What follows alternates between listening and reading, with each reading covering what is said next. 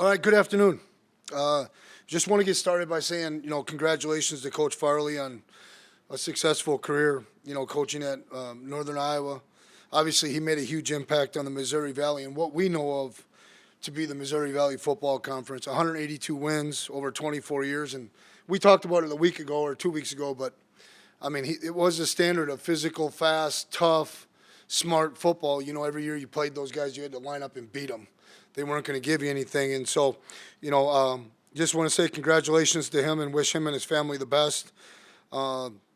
Moving forward or talking about last week's bye, I thought it was really productive from the standpoint. We've accomplished everything that we wanted to accomplish going into tomorrow's or yesterday's practice.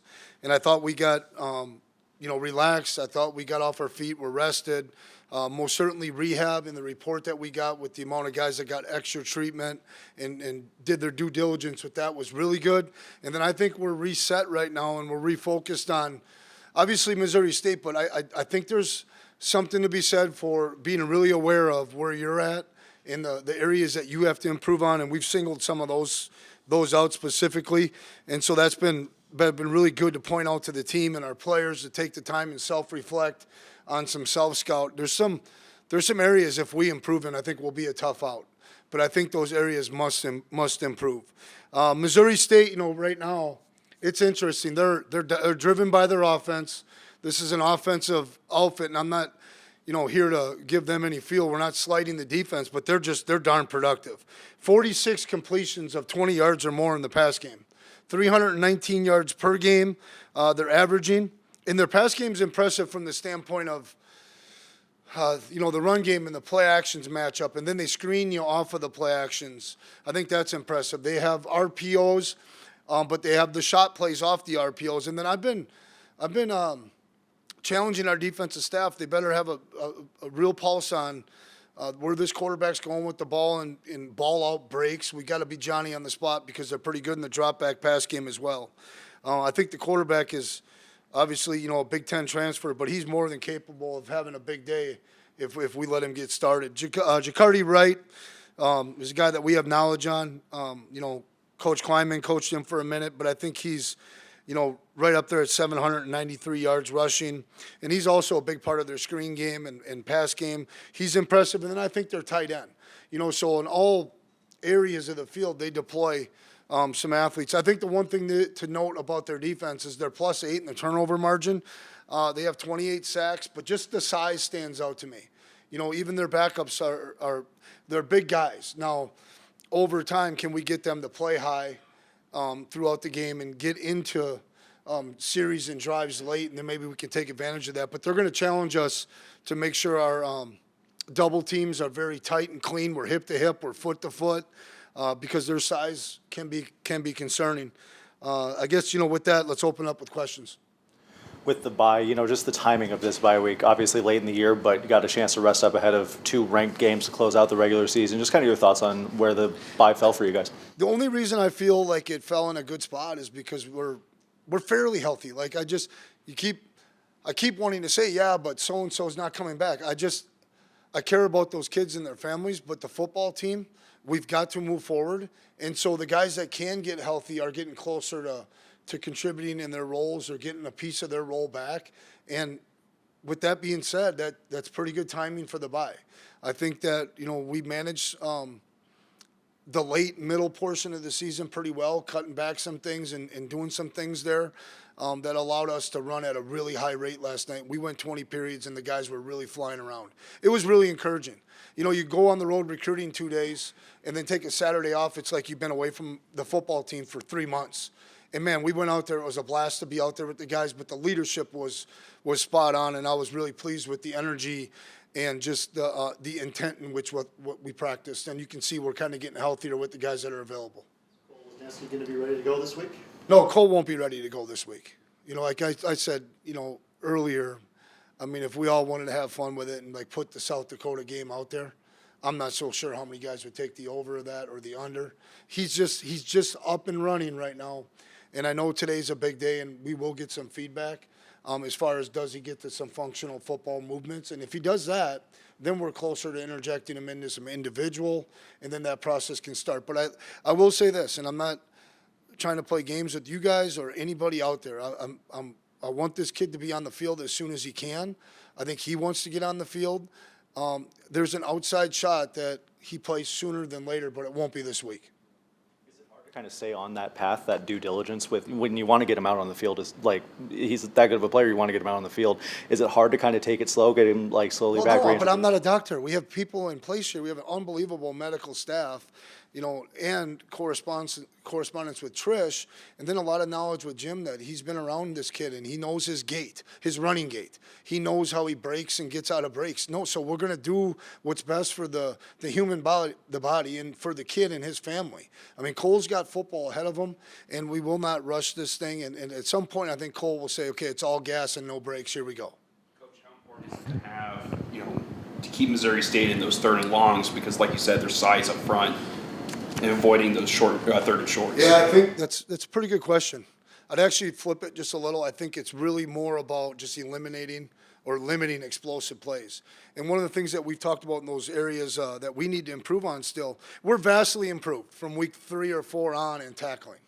But that number is still too high as far as average tackles per game. Those lead to 3.3 explosives a game. Down the stretch here, we cannot give up 3.3 explosive plays per game. And that's the emphasis on defense. I think if you can take away their explosives and make them play the long, hard 8, 9, 10-play drives, typically offenses will hurt themselves with penalties or potentially a turnover, and we just got to get gritty and tough in the gold zone. And then I think the offense plays a big role. We play team football here at NDSU. We pride ourselves on that. And so when the offense is out there, we need to be efficient. We need to stay on the football field. We need conversions and then find some explosive plays so we can create some points. Regular season home game for Cam Miller. How have you, and him been since you've taken over? Yeah, it's you guys have been around me on the field when I was a younger coach, and you know how much it's been not a challenge, but it's not like I've been here with these guys for 4 and 5 years, so it's not the same feelings, but I'm getting really close to where I would get emotional in front of you guys talking about these kids. They've done nothing but everything we've asked of them. They've embraced anything that's new. They've run with it.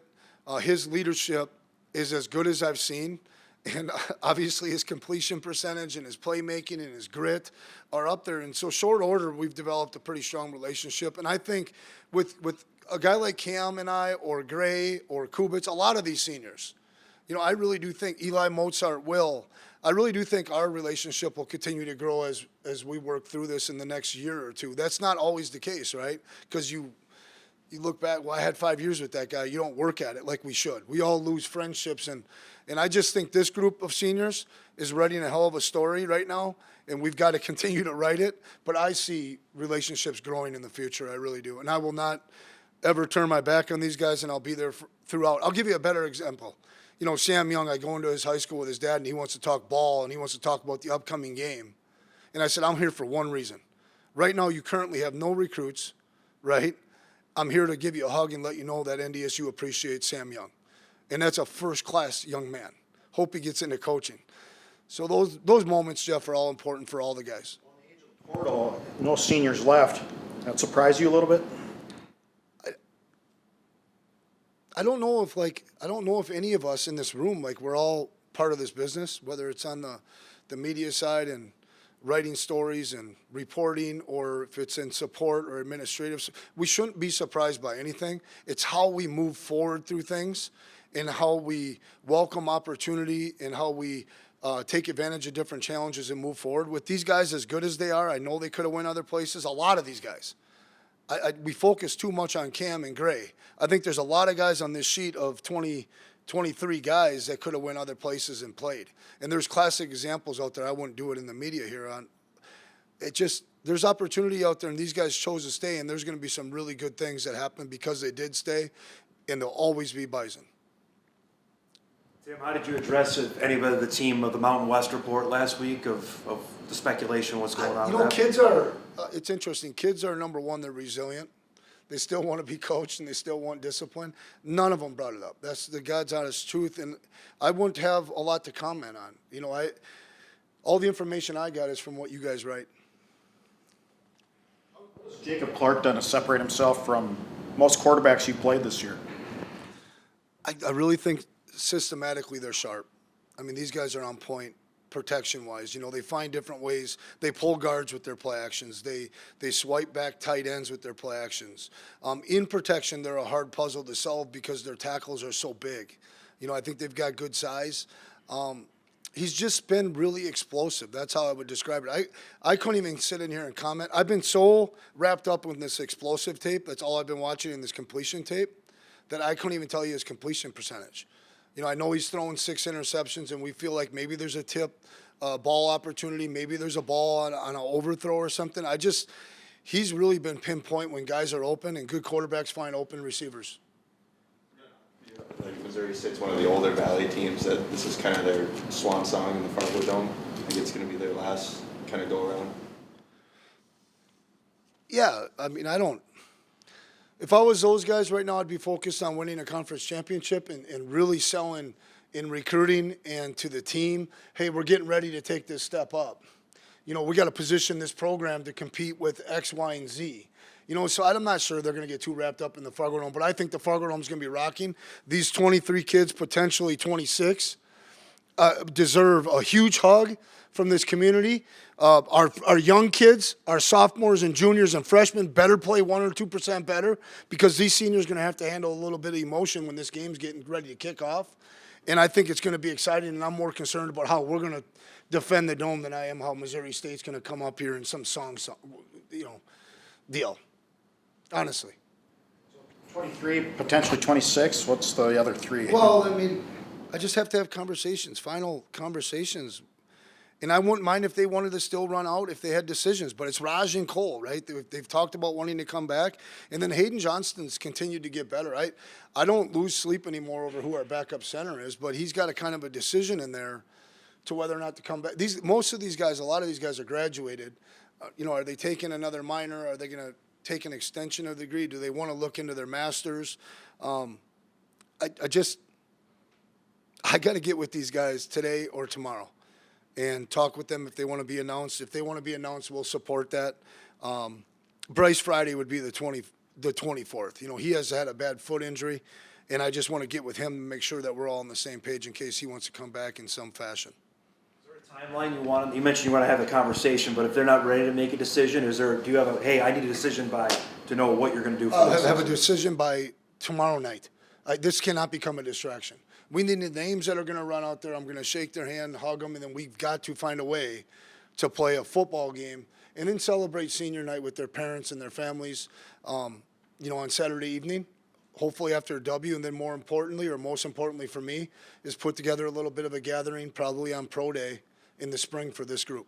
Coach, we've talked a lot about this offense so far, but Missouri State's defense, there's a lot of length and height. What are you seeing from them in terms of how they're playing? That was kind of like, they're solid on third down. They're giving up 41%, 42%. They've forced or recovered 7 fumbles, 6 interceptions, +8 in the turnover margin. I know that's a team stat, but they're +8. That's impressive. They give up some yards both ways. That's kind of the give and take when you want to be a really explosive offense and push the pace, be a look team, those kind of things. But what's got my attention the most is the size and the length. Mike Linebacker's 6'2". They've got some 6'4", 6'5" defensive ends that carry some weight with them, not just 240-pound guys.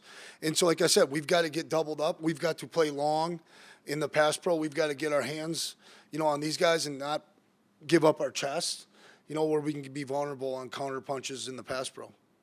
Comfortable playing a shootout with these guys if it turns into that? Well, it's interesting, right? Like, we're going to look back at this East Tennessee State game, and you have to win one ugly, right, to be in this position more times than not.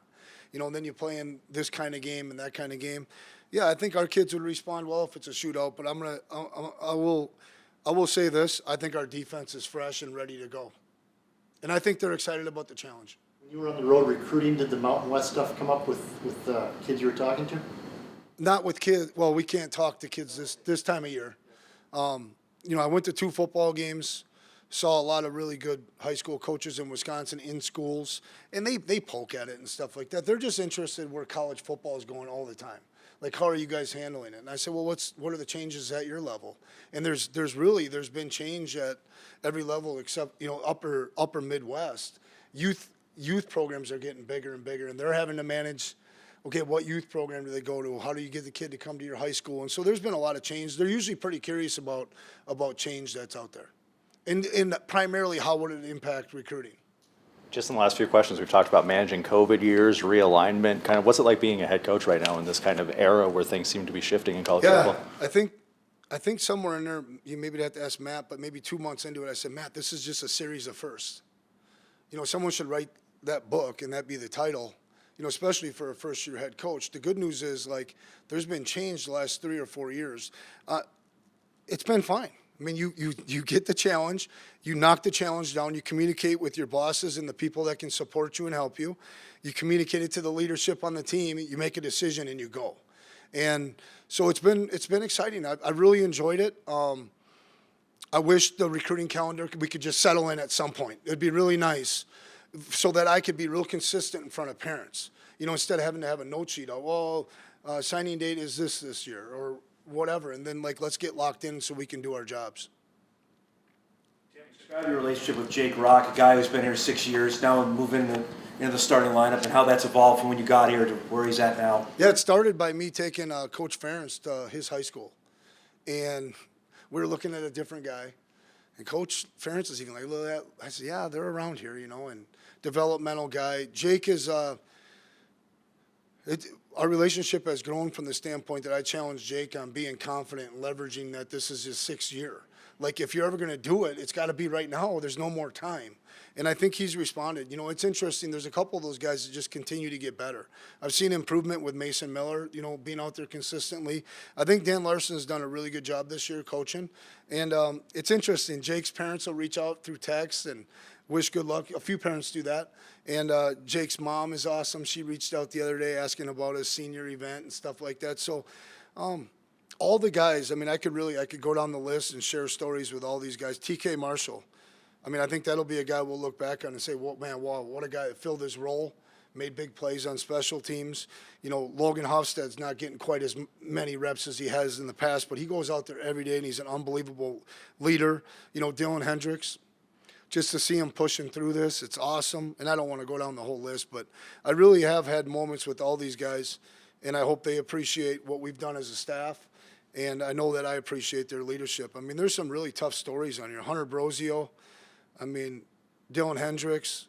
And these guys are ready to move on, but they stick it. They're in meetings. They're at practice. It's really remarkable how much it means to be a Bison. And once a Bison, always a Bison. And Bison pride is something that's real.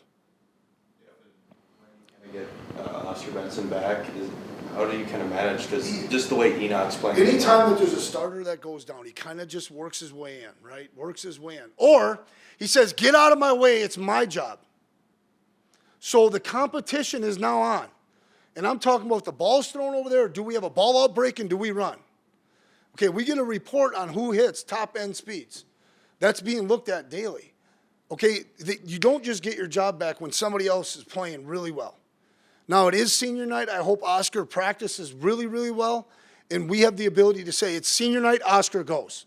That's what I would prefer. But that young man has to make his mind up on Monday, Tuesday, Wednesday, and Thursday and how he prepares, because nothing will be given to anybody around here. You have an update on Duffy? Duffy had to have surgery on his finger, so they're trying to figure out a splint and stuff like that. He looks doubtful, very doubtful for this week. And then I think it can become real manageable. I'll take one more. You guys got on defense here? You're getting back his injuries there? Oh, you'd have to be specific for me. You said the defense was getting fresher, like Well, Benson, Benson, better. Benson, Eli Mozart's played a lot of football. You know, so I think about a guy like that. Shaka, you know, I thought last week in practice was, you know, running there on a half tank a little bit. And I said, LJ, protect him a little bit. We'll take care of him. You know, a lot of guys from that standpoint. You know, Luke Wartz, right? And my thoughts and prayers are with him and his family. One of his grandparents had passed away this weekend. No, just a lot of those kind of moments. I'm thinking about guys getting refreshed. We were at this for 16 weeks straight. It was a long run. So I saw a freshness out of our defense, a little bit of a joy, a pure joy and passion for practice yesterday. It was really good.